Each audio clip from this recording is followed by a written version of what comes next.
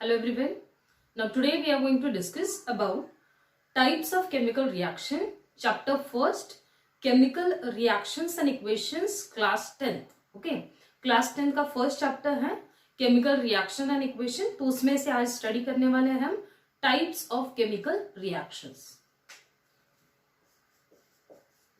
Types of chemical reactions. Now, in this chapter, we are having 5 types of chemical reactions. First one is combination reaction. Second, decomposition reaction. Third, displacement reaction.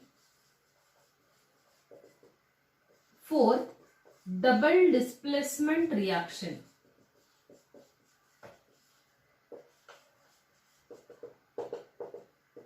Fifth, redox reaction. These 5 types of chemical reactions we are going to study in this chapter. Now, in today's video, I'll be completing combination reaction. Now, let us discuss about combination reaction.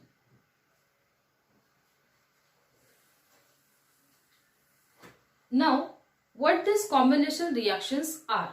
Combination reaction is also known as synthesis reaction. Combination reaction का दूसरा नाम है synthesis reaction. Okay. Now, I'll be defining this combination reaction with the help of a general equation. Now, suppose I'm taking one equation as A plus B, it gives AB. Okay. Now, these are my reactant and this is my product.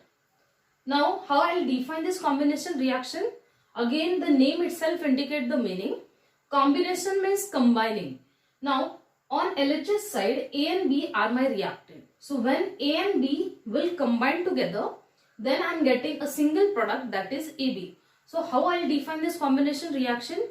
The reactions in which 2 or more reactant may combine together to give a single product. 2 or more substances or 2 or more reactant will combine together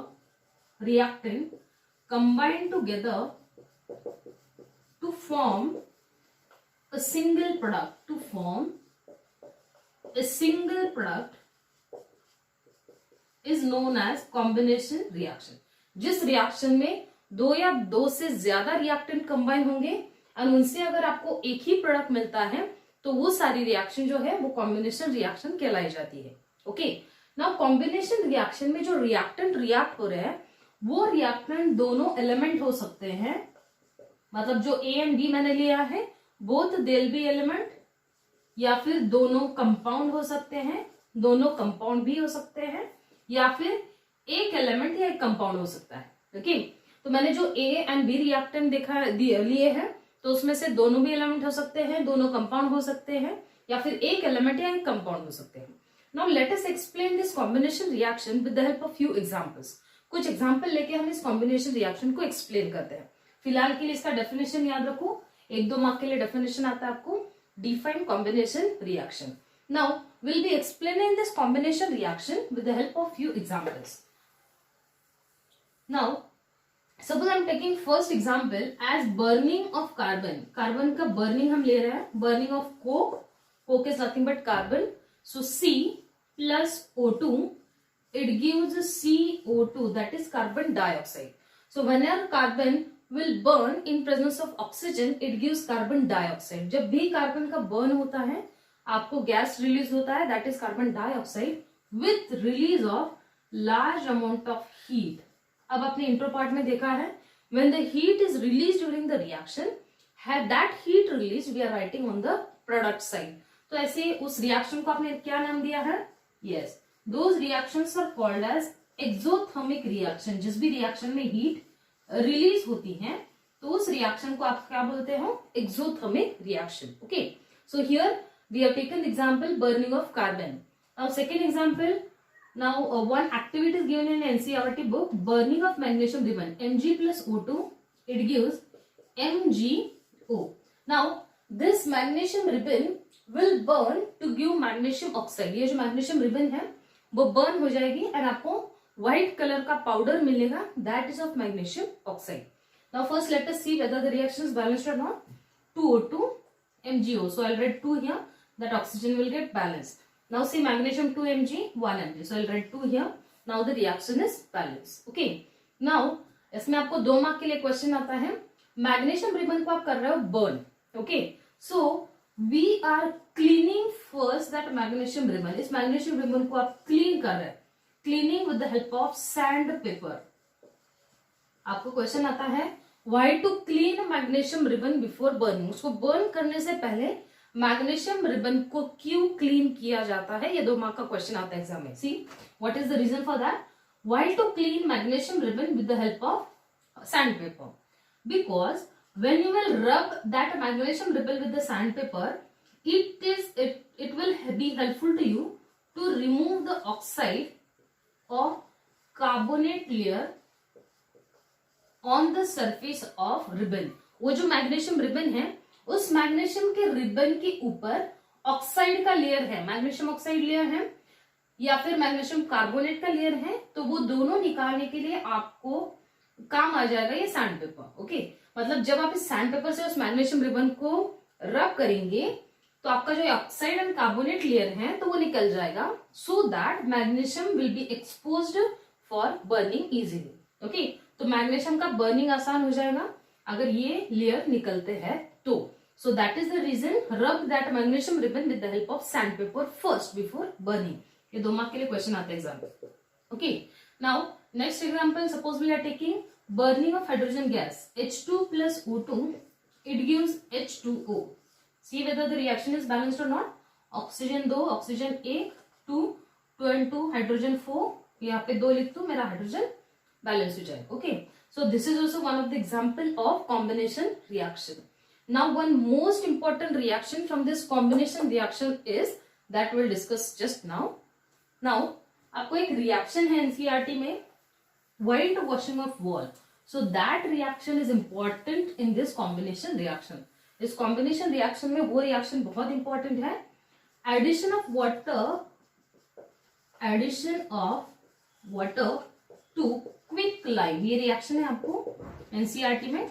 See, now when we will add water to quicklime, now what is the formula of quicklime? Quicklime is nothing but calcium oxide. तो ये मेरा quicklime है, quicklime. इसमें मैं add कर रही हूं water. Suppose I am adding water in this quicklime, what will happen, it will form calcium hydroxide, that is called slaked lime. ये स्लेक्ट लाइम है विथ रिलीज ऑफ हीट. ये जो रिएक्शन है, इस रिएक्शन में बहुत ज्यादा हीट भी रिलीज होती है. Again the reaction is exothermic as large amount of heat is released in this reaction. Okay, तो आप जब ये क्विकलाइम है तो इस क्विकलाइम में जब पानी ऐड करते हो, so what will happen, it forms select lime. ये तैयार करता है select lime, that is nothing but CaOH twice with release of heat. इस रिएक्शन में जब आप वाटर ऐड करते हो तो ये हीट रिलीज करता है एंड तैयार करता है स्लैक्ट लाइम. अब ये जो रिएक्शन है, this reaction is useful in white washing of walls. White washing of wall. Now what is white washing of wall? See, ये general day to day life में रिएक्शन बहुत बार आप लोगों ने देखा भी होगा. सुनो, आप लोगों ने कभी पेंटर लोग जो है, पेंटर लोग जब वॉल को पेंट करते हैं, आपने वो पेंटिंग देखा होगा वो कैसे करते हैं. Okay, what the painters are doing, that painter before painting that wall, that painter they are applying a white coat on the wall. तो वो व्हाइट कोट जो लगाते हैं that is of slaked lime. क्या करते हैं, वो क्विकलाइम लेते हैं, in that quicklime they are adding water. Okay, तो वो जो पानी ऐड करते हैं तो तैयार होता है स्लेक्ट लाइम, एंड ये स्लेक्ट लाइम वो वॉल के ऊपर अप्लाई करते हैं. Okay, and when they are applying this coat of calcium hydroxide, they are leaving this coat for 2 to 3 days. Okay, उसे सूखने के लिए 2 दिन के लिए रखते हैं. ओके, तो 2 दिन में क्या हो जाता है कि वो सूख जाता है. Okay, after 2 days what will happen, this slaked lime it combine with atmospheric carbon dioxide. ये जो slaked lime है, एटमॉस्फेयर में जो कार्बन डाइऑक्साइड है उसके साथ रिएक्ट होता है. Okay, and what it forms calcium carbonate, that is CaCO3 plus moisture is given out water. What the CaCO3 is nothing but limestone. ये है limestone. Okay, see one more time. When you will add water to quicklime, it forms slaked lime. Okay, and when you will apply this slaked lime coat on the wall, you are waiting for 2 days. What will happen this within these 2 days? Atmospheric carbon dioxide it will react and it forms a layer of calcium carbonate that is nothing but limestone. तो 2 दिन बाद उस wall को एक glossy appearance आएगा, glass जैसा finish आएगा because of formation of this calcium carbonate. Okay, वो जो वॉल है वो एकदम ग्लास की तरह स्मूथ दिखेगी अगर आप उसको हाथ लगा के देखते हो तो. Why? Because of formation of this calcium carbonate. Now this is the question. X is a compound which on adding water gives Y. X नाम का एक कंपाउंड है जिसमें आप पानी ऐड करेंगे आपको Y मिल जाएगा. When a gas which is used to extinguish fire is passed on it, it gives Z. जो आपका Y है उसके ऊपर एक गैस पास करते हो, वो गैस कौन सा है उसका हिंट दिया है देखो उन्होंने. Gas which is used to extinguish fire. जो भी वो गैस है वो फायर एक्सटिंग्विश करने के लिए काम आता है एंड वो आपको Z देता है. जब उसके ऊपर पास करेंगे तो Z देता है.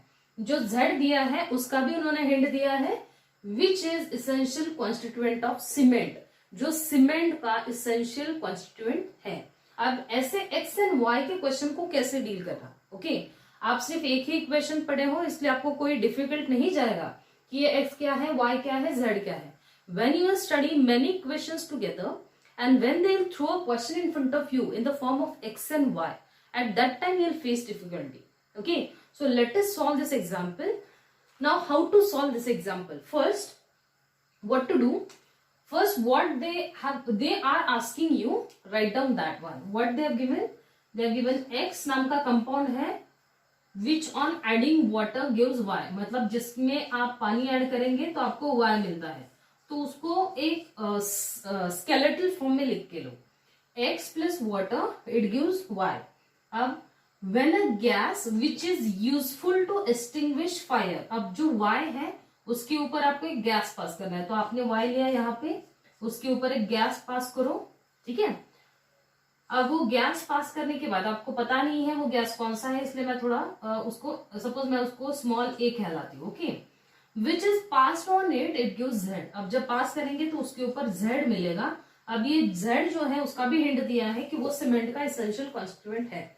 सो हिंट से ही आपको पता होना चाहिए कि वो इक्वेशन कौन सा पूछ रहे हैं. ओके, तो गैस कौन सा होता है जो फायर एक्सटिंग्विश करता है? Carbon dioxide. तो आपको A मिलता है CO2. ओके, नाउ Z जो है Z is the essential constituent of cement. तो सीमेंट का एसेंशियल कॉन्स्टिट्यूएंट Z है. इट मीन्स वो आपका कैल्शियम कार्बोनेट है that is CaCO3. This is your Z. ये आपका है limestone. Limestone is the essential constituent of cement. Okay, अब किसके ऊपर आप CO2 पास करेंगे कि आपको ये मिल जाएगा. ओके, तो यहाँ पे आपका Y होना चाहिए CaOH ट्वाइस. ठीक है, ये आपका CaOH ट्वाइस होना चाहिए. सारी प्रोडक्शन की चीजें हैं. ओके, जो हिंट एक हिंट को पकड़ के आपको आंसर तक पहुंचा देता है. सो CaOH ट्वाइस आपका Y यहाँ पे आ जाएगा CaOH ट्वाइस. ओके, तो ये स्लेक्ट लाइम. तो किसमें पानी ऐड करने के बाद आपको स्लेक्ट लाइम मिलता है? Yes, it's quick lime. तो ये आपका CaO है that is nothing but quick lime. Quick lime. ये Y मिलता है, ये आपका है स्लेक्ट